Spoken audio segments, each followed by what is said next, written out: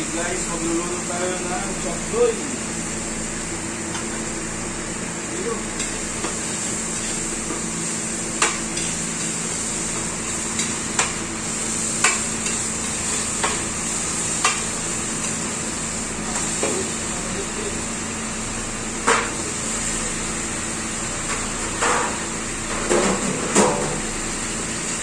Ano yung English daw?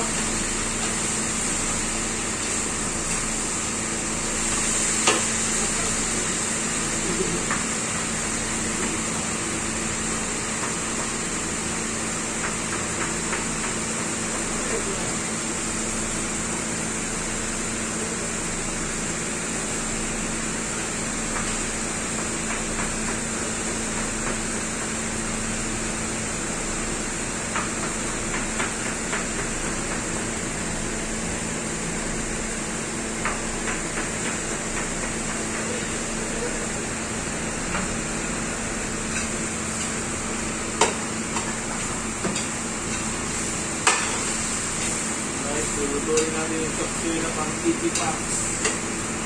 Pinagkakita yung gamit.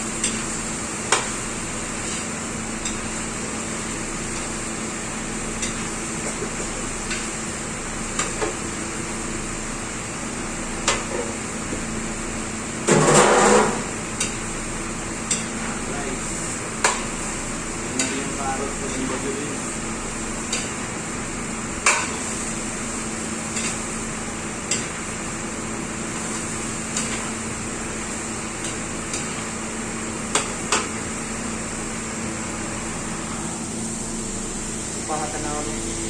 Guys, ito yung chapsuy guys. Tapos ito yung pang beef stick natin. Pinapalambot pa natin to guys. Tapos ito yung white sauce ng ating Big Mac.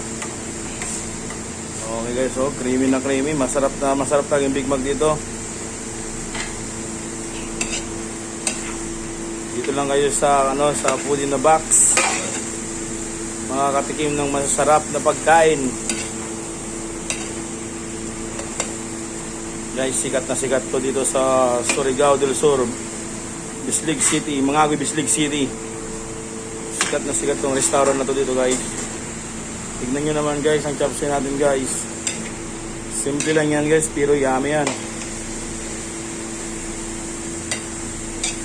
O, diba guys? Ang pagluluto ng chapsuy guys, depende rin yan sa inyo guys. Kung gusto nyo ng well done, gusto nyo rin ng half cook, nasa sa inyo yan guys.